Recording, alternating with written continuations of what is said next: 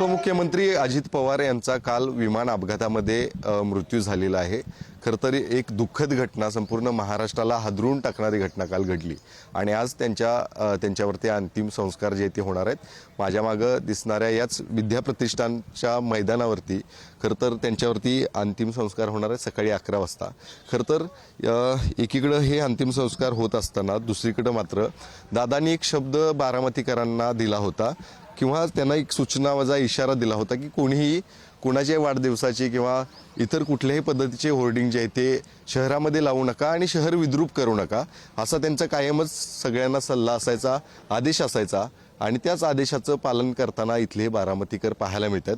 खरं तर हा एक आदेशाचं पालन करणारे बारामतीकर असले तरी दुसरीकडे हा धक्क्यातूनच अजून सावरण्याची या सगळ्यांना खरं तर गेल्या काही तासांपासून आपण बघतोय अनेकांना या ठिकाणी अश्रू देखील अनावर होताना पाहायला मिळतात। हा धक्काच इतका मोठा आहे की होर्डिंग देखील लावण्यासाठी त्यांचे हात पुढे येताना पाहायला मिळतात आणि म्हणूनच ज्या पद्धतीनं अजितदादांनी कुणाचे होर्डिंग या शहरामध्ये लागू द्यायची नाहीत असं त्यांनी सांगितलं होतं, काही ठराविक जागा होत्या तिथंच लावायचं असं इथल्या नागरिकांनी सांगितले। कसं हे सगळे बारामतीकर इथल्या आदेशाचं पालन दादांचं करताना पाहायला मिळतात, कुठंच होर्डिंग आता पाहायला मिळत नाही। एकतर दादांचं अपघाती निधन झालं हे बारामतीकरांनी अजून ॲक्सेप्टच केलेलं नाही आणि दुसरी गोष्ट सकाळी 6 वाजल्यापासून जी 5 वाजल्यापासून कचरा गाडी येते त्या कचरा गाडीमध्ये एकच घोषवाक्य असायचं, स्वच्छ सुंदर बारामती। पण प्रत्येक बारामतीकरांना वाटत होतं की दादांनी दिलेले आदेश तंतोतंत पाळायचे।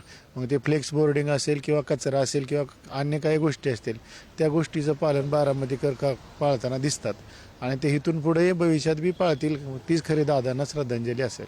नक्कीच। खरं तर दादांचं हे शब्द देखील आता शेवटच्या क्षणी लोक इथली पाळताना पाहायला मिळते, कसं तुम्ही बघताय?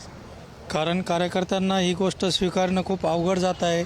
भविष्यामध्ये कार्यकर्ता हा दादांच्या प्रत्येक तत्वाचं पालन करेन हाच कार्यकर्त्याचा मूळ उद्देश असणार आहे। कारण दादाने कृतिशील नेतृत्व होतं, त्याच्यामुळे प्रत्येक कार्यकर्त्यांनी आपले हे भविष्यामध्ये गोष्टी पाळणं आवश्यक आहे। नक्कीच। खरं तर फ्लेक्स कुठेही पाहायला मिळत नाहीत, कुठल्याही बाहेरच्या जिल्ह्यांमध्ये पाहायला गेलं तर सर्वच ठिकाणी डिजिटल बोर्ड पाहायला मिळतात। मात्र दादा शिस्तीचे पालन करणारे नेते होते, कडक शिस्तीचे होते आणि तीच कडक शिस्त इथं नागरिक देखील पाळताना पाहायला मिळतात। नाही, बरोबर आहे, दादा एकदम शिस्तप्रिय नेते होते आणि कुठे जायचं म्हटलं तर प्रत्येक गोष्ट 10 वेळेस दादा विचार करून सगळं चेकिंग करूनच दादा निघायचे।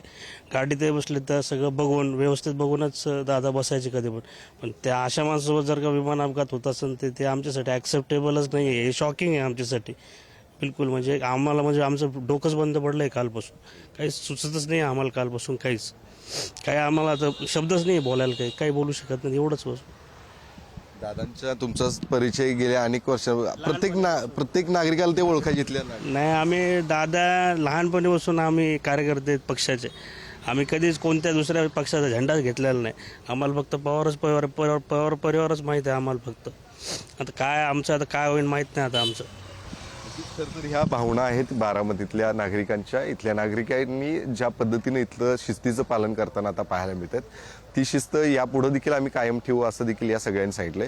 त्यामुळे निश्चितच आज अजित पवार यांच्यावरती अंत्यसंस्कार होणार आहेत। मात्र ज्या पद्धतीनं आपण इतर शहरांमध्ये वाढदिवसाची असू दे किंवा श्रद्धांजलीचे बोर्ड पाहायला आपल्याला मिळत असतात ते कुठेही बोर्ड पाहायला मिळत नाहीत। एकीकडे हे आम्हाला अजून ॲक्सेप्टच नाही असं देखील प्रतिक्रिया, तर दुसरीकडे अजितदादांनी कडक शिस्त घालून दिली होती की कुठल्याही पद्धतीने या संपूर्ण शहरामध्ये होर्डिंग्ज लावून शहर विद्रूप करू नका असं सांगितलं होतं आणि त्याचं पालन देखील करताना इथले लोक